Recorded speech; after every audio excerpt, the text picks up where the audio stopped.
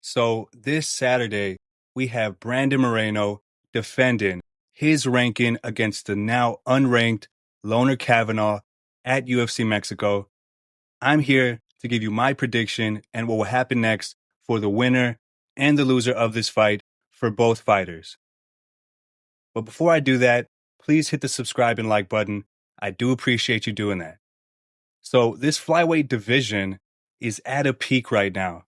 And especially if Kavanaugh can shake up the division even more by beating Moreno, this might be the best flyweight division that we've ever seen. You could say, with how things are right now, before this fight even happens, that the division is at its all-time best. Just look at the rankings a year ago versus what they are today.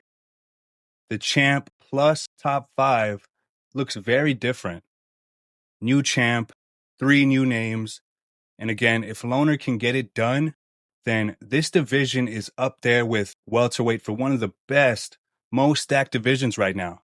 So hopefully something exciting happens with this matchup. I'm a fan of underdogs and new storylines getting fired up too.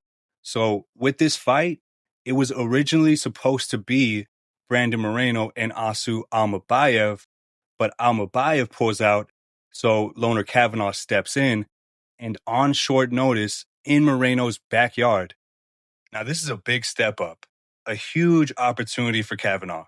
He gets the former champ in his hometown. Both fighters coming off a loss. Moreno got stopped by Tyra back at UFC 323, and Kavanaugh got flatlined by Charles Johnson back at UFC Fight Night 257. Now, Loner is a big prospect at 125, but is this too big of a jump for him? Or does he actually stand a chance against Moreno? Well, I don't feel like Moreno is washed. Some might say he's on the downswing now, but I don't buy that. He's not done being in the title picture. I could see Moreno stringing a couple of wins together, and with the UFC's tendency to push Mexican fighters, I could see him fighting for a title at least one more time in his career. I really wouldn't be surprised. You know, he was a great champ whenever he was.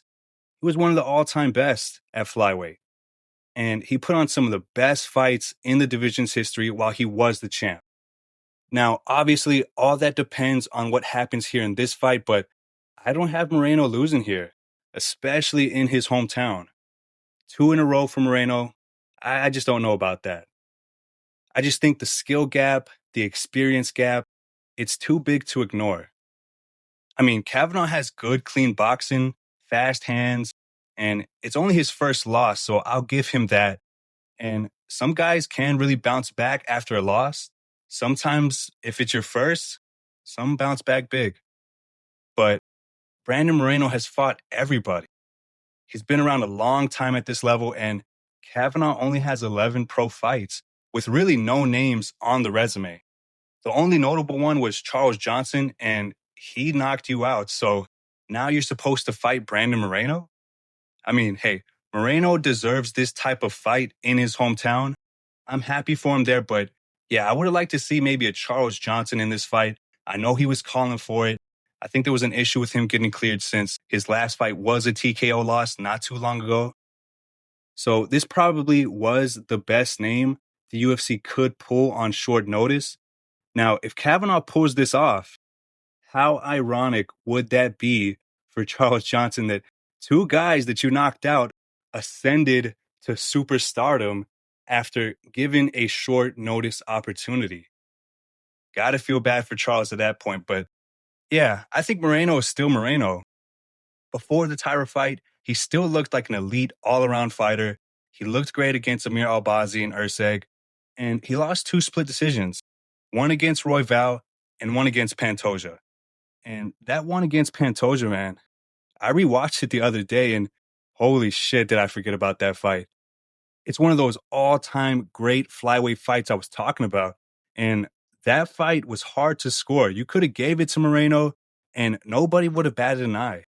It's one of those fights where both fighters earned that win, but of course, only one can walk away victorious.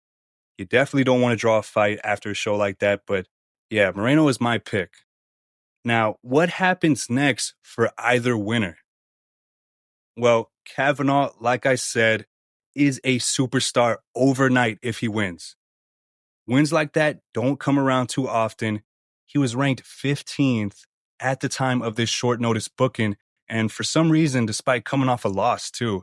And just recently, maybe a few days ago, he got dropped back down to unranked. So, what a storyline if the unranked, less experienced Kavanaugh comes in and defeats former champ Brandon Moreno in his hometown on short notice. This division will start to be mentioned as one of the best divisions right now. And I think it already is, but you know, with the stigma around flyweight, some people, they just don't appreciate the lighter weight classes.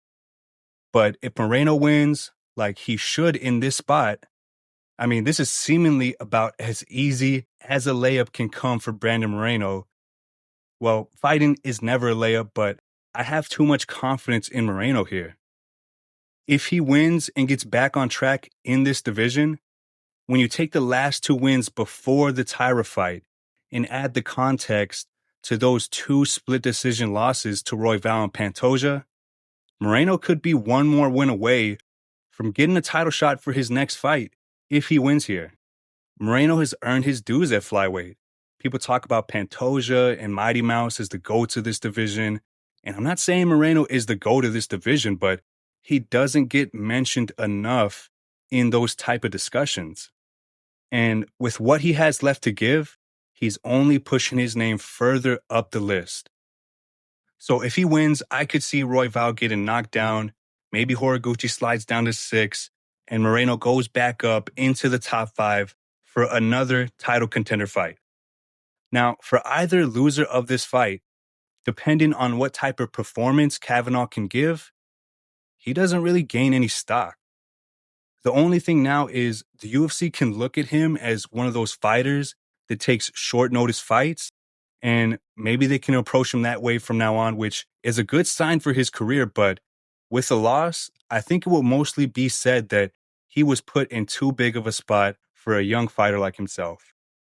And if Moreno loses, I still don't think he's washed.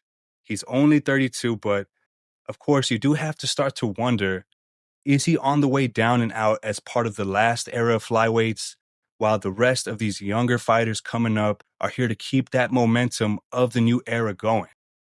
So for his next fight off of a loss, maybe they try to rebook that Almabayev fight. But I'd imagine Almabayev probably gets another fight in by then. So maybe a Royval trilogy, or better yet, give Charles Johnson a chance, as he's still, in my opinion, one of the best flyweights in this division.